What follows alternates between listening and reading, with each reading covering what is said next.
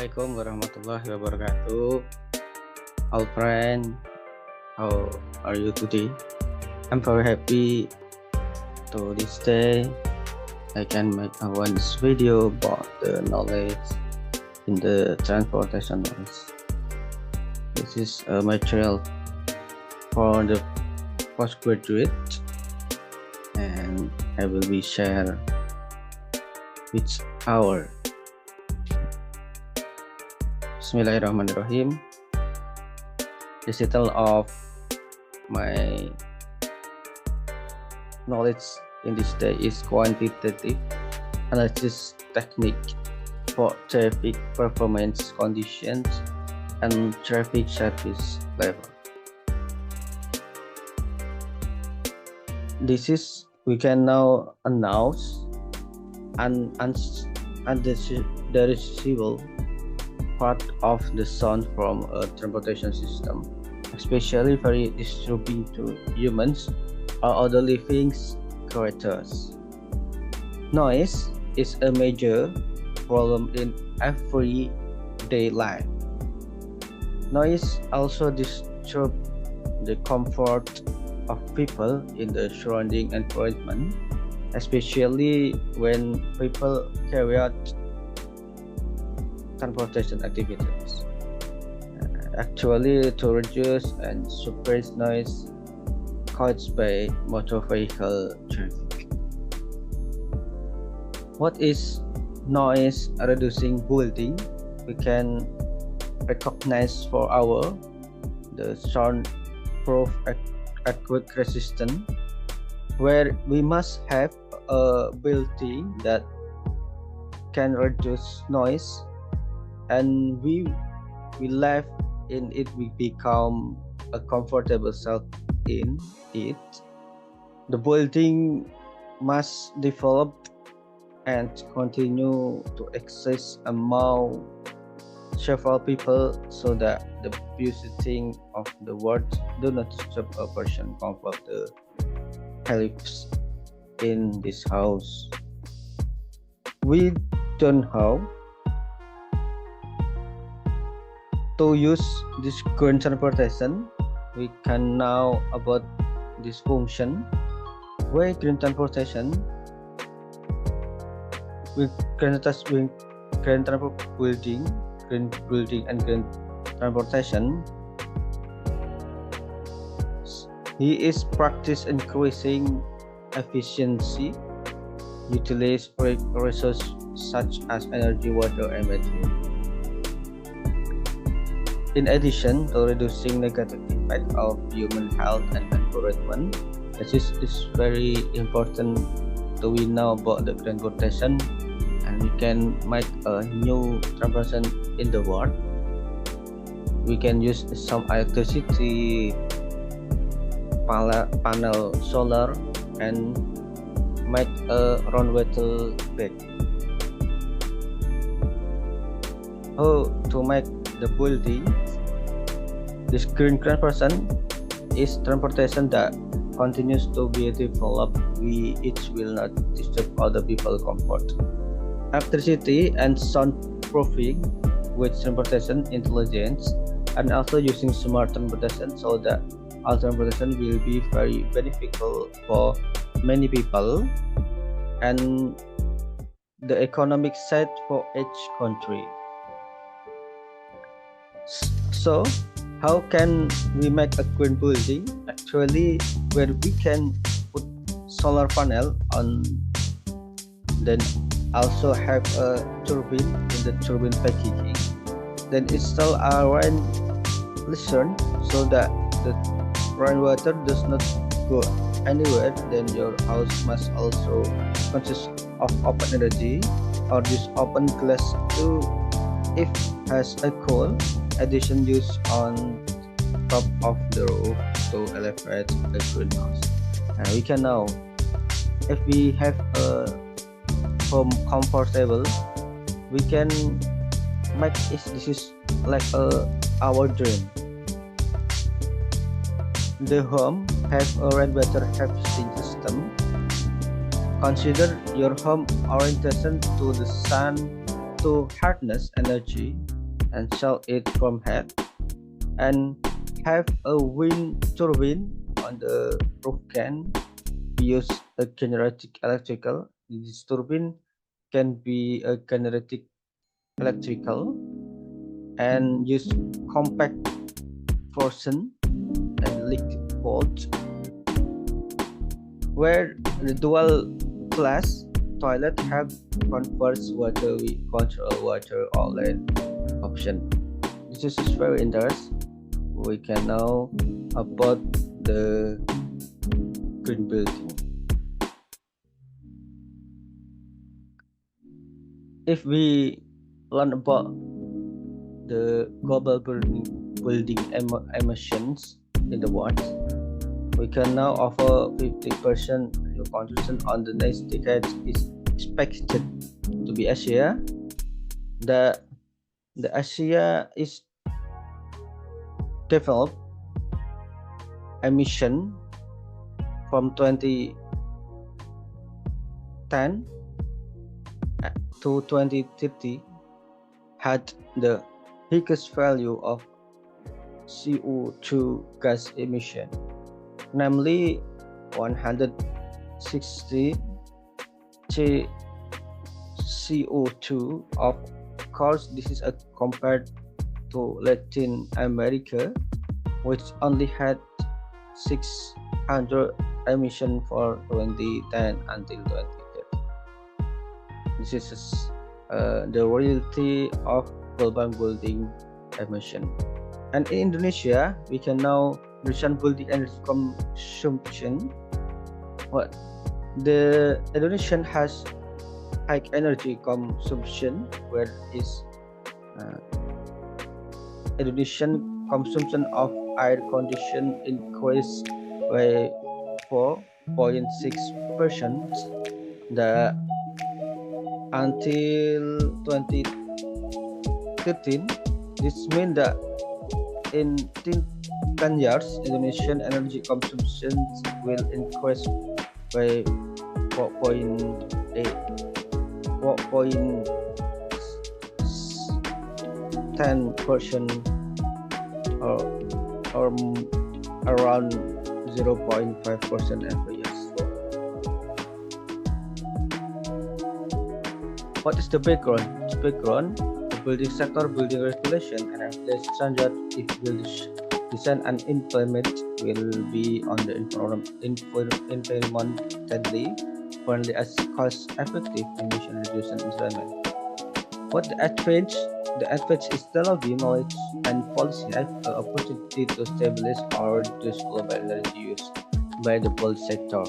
For the building, balancing energy effective building regulation is an important factor to reduce energy consumption. Yes, this is a new building in the green city or maybe green transportation. We can know about something new. This is a new building. Probably we can think something. Oh, this is very important for me to increase this building. Building retrofits are becoming an important part of the reducing strategy for existing building or reducing energy consumption until 60% in individual building. That this is very. The Indonesian have smart electricity. If use smart home green building, and the all transportation use green transportation. And the study where there are several emissions attached to electrical emission, the later development of industrial transportation and other energy is in electrical energy, and this high production is the background to the development of the regulation sector, where the environment is already very disturbed by the emissions for the national production. If we do not pay attention, we do not pay attention for this matter, probably in the coming years for our children, there will be enormous pollution and result in extraordinary global warming effects. If we not be careful for the energy in future, our children can be have a bad pollution or bad green thinking. Okay, we can look one video about the green building.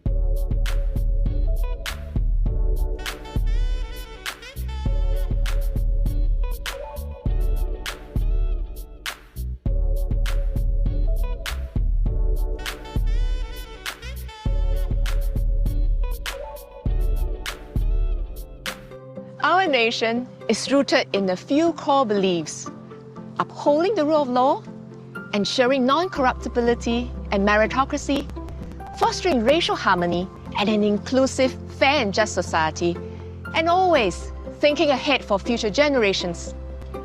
These beliefs have kept us together and taken us forward, leading to national priorities, policies and programs that have benefited generations of Singaporeans. After more than 50 years of nation building, one imperative is growing in importance, and that is sustainable development. Climate change is an existential threat of our times, bringing rising sea This is an introduction for development sustainable levels and extreme weather patterns, putting millions of lives and livelihoods around the world in danger. Singapore, as a low-lying island state, is particularly vulnerable. We embraced sustainable development decades before climate change became a critical global priority. Today, Singapore is a city in a garden and is one of the greenest cities in the world. We set aside large nature reserves with about a third of our island covered by trees.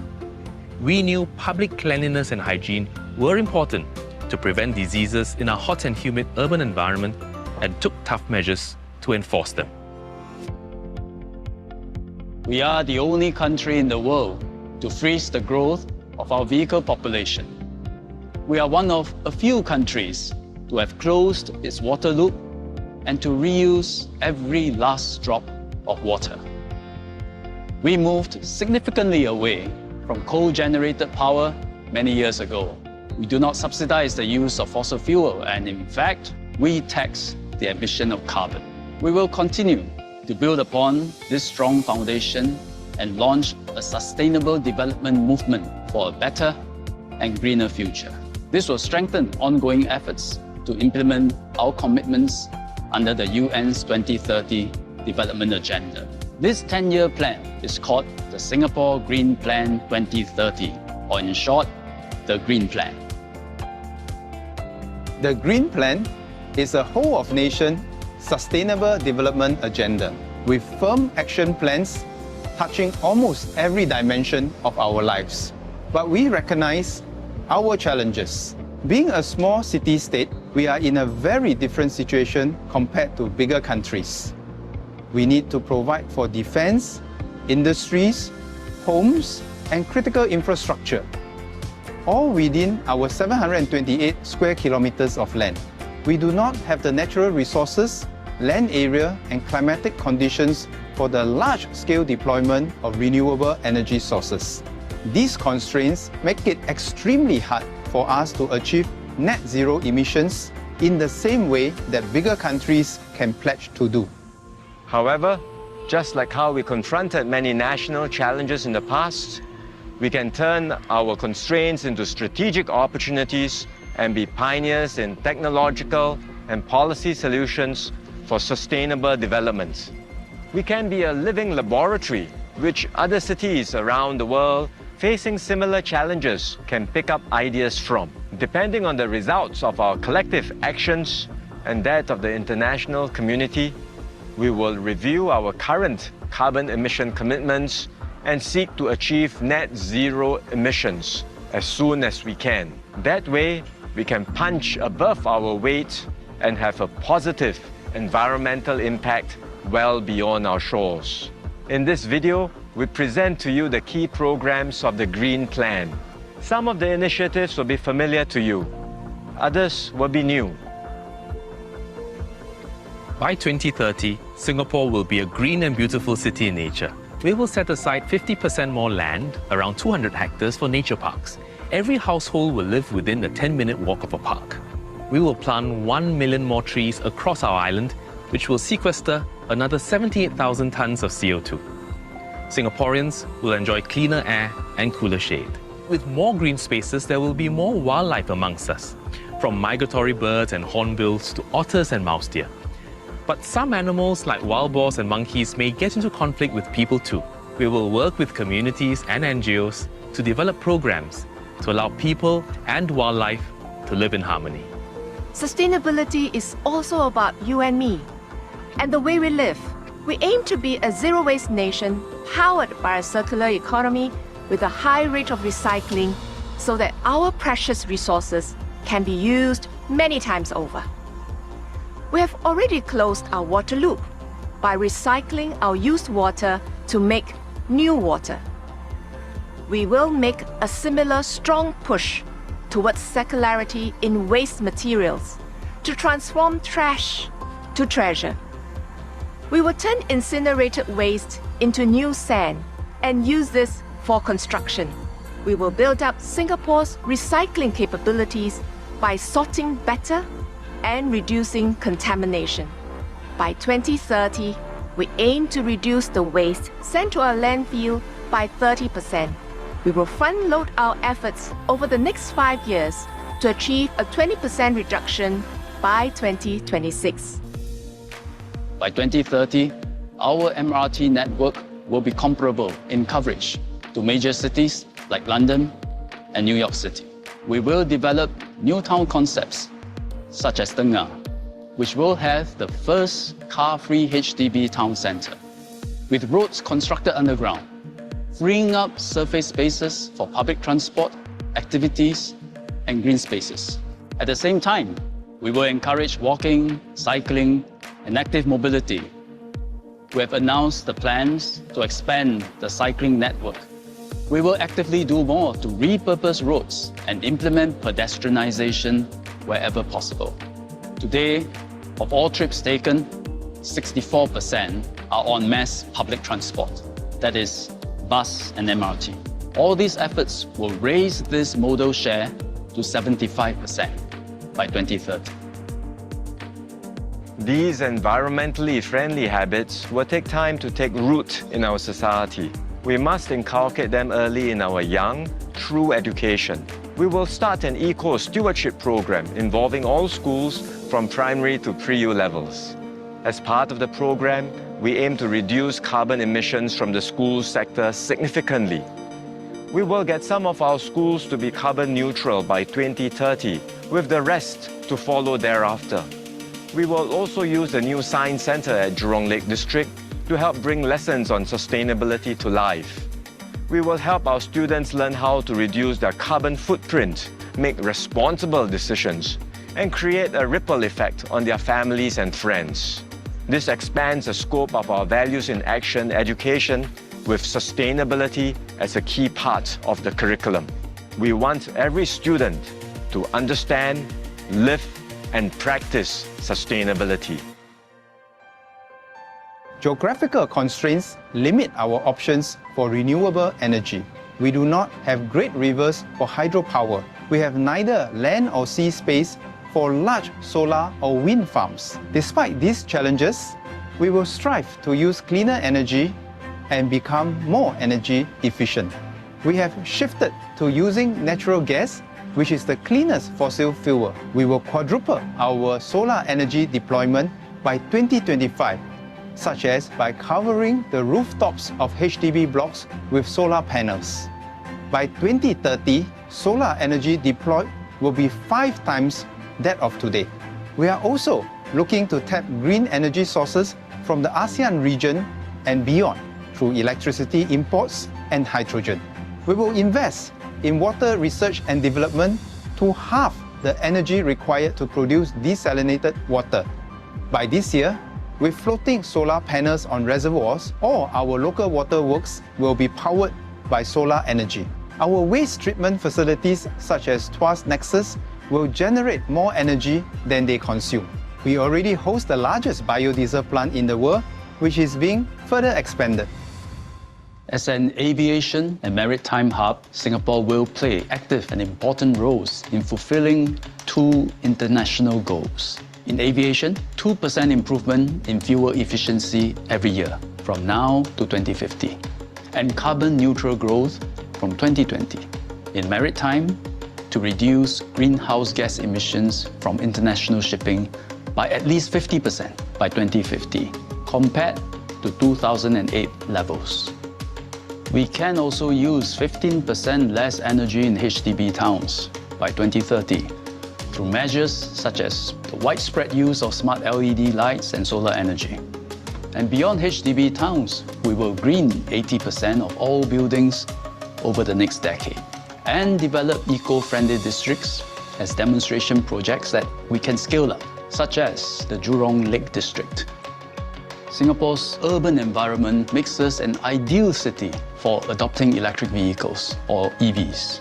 We have declared our Vision 2040 to phase out internal combustion engine vehicles and have all vehicles run on cleaner energy. To get there, we will require, by 2030, all newly registered cars to be cleaner energy models. We will more than double our EV charger targets, from 28,000 to 60,000 by 2030. We will tap the capabilities of the private sector to build up this infrastructure. We will also revise the vehicle tax structure to make it easier to buy and to own EVs. All these efforts in industries, residential estates, commercial buildings, private transport will reduce our energy consumption by more than 8 million megawatt hours per year. This is the annual energy used by almost all households in 2030. And this will in turn reduce domestic greenhouse gas emissions by at least 3 million tons per year by 2030.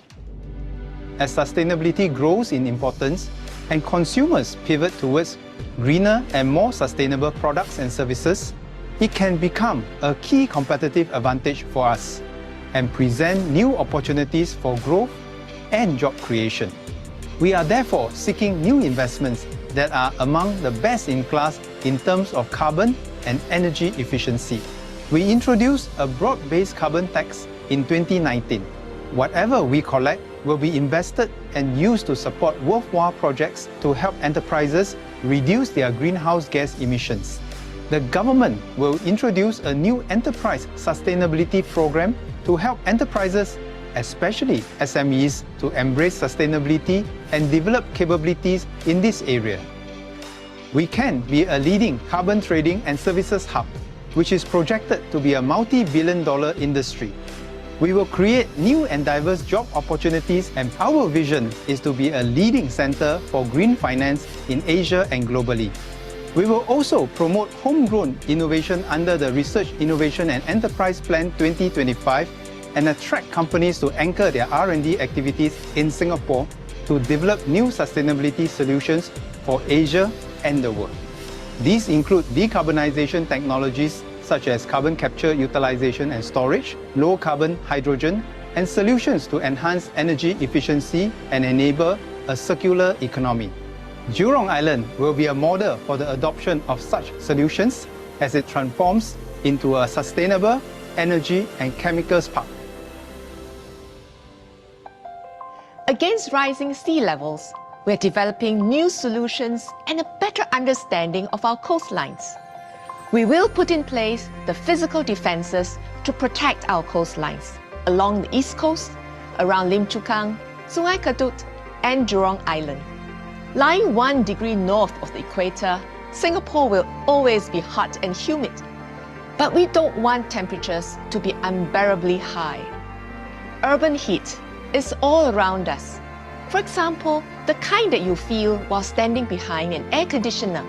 We will moderate the rise in urban heat by increasing greenery and piloting the use of cool paint on building facades.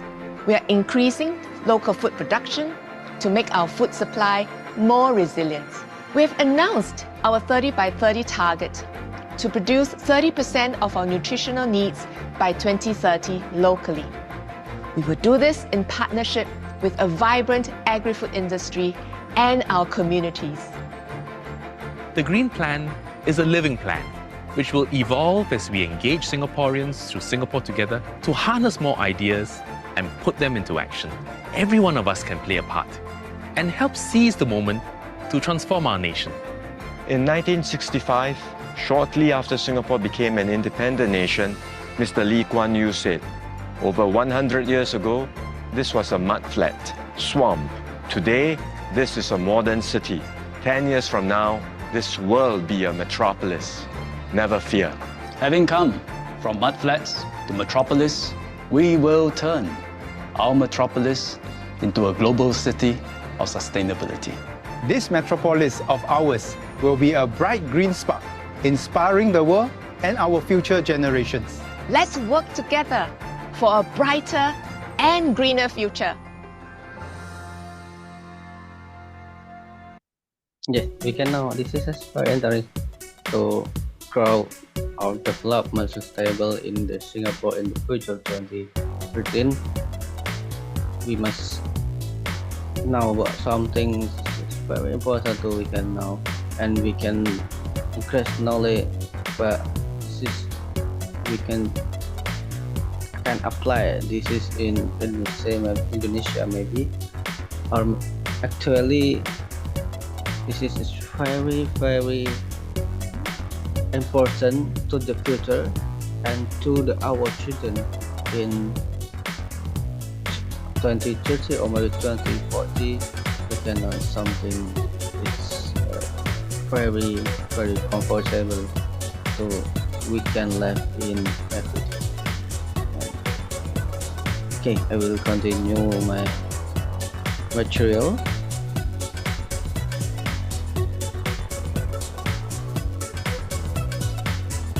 Okay.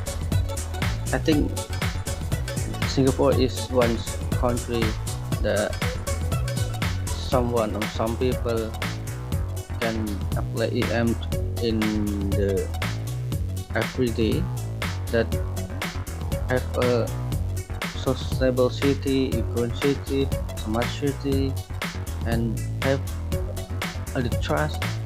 We make a trusting something. This is very important to develop and increase in our country. Okay, I will explain about innovative construction technology of the future. This robot is the name is humanoid robot, and offer a blend is based on the human body and capable of interacting with equipment and experience with humans. Humanoid robot, we can help the human to make everyday we can do. Overall, in this make a building material, or maybe a building crane, or maybe a building some transportation.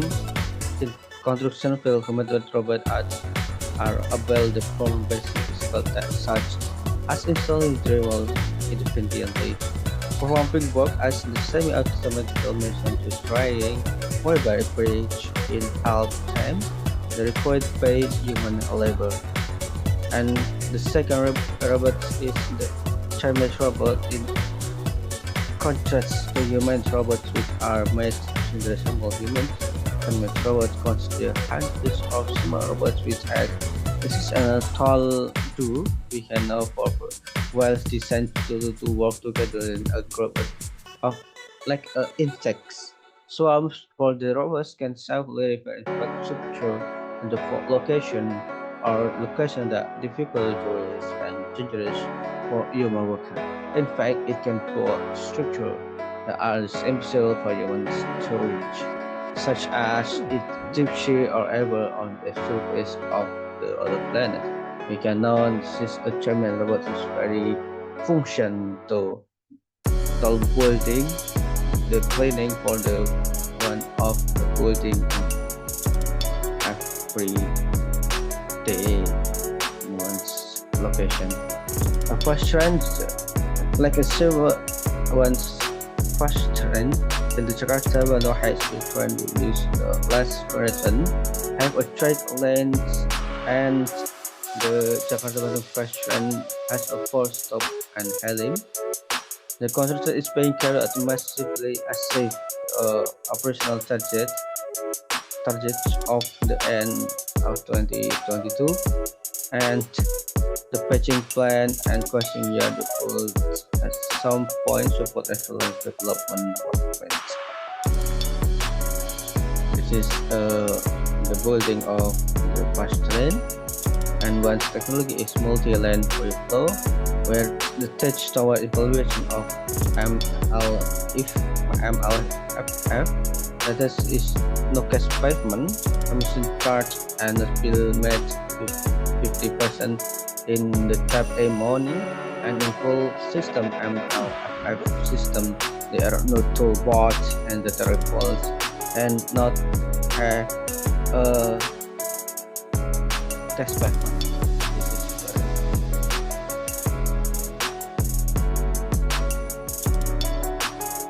And next, the implementation of BIM. BIM is application in Pekanbaru to metal roads. This is to we can design and we can now put the structural for this construction. Example, BIM application in Semarang toll road construction. The intelligent transport system (ITS) can unlock high benefits in terms of safety, efficiency, and environmental performance, probability, and movement of goods. Movement is some costs in one place on other place, however, in the rapid place innovation is into problem and evolution of technology between countries remains as key college to raising their position scale. This is the end of material. I hope for my video I can increase knowledge and always development knowledge about transportation. I'm very happy if our like this video. Thank you very much for all friends. You watch my video, you can subscribe, and if I have a say wrong, I'm so sorry. Thank you very much. Assalamualaikum warahmatullahi wabarakatuh. Meet you next video.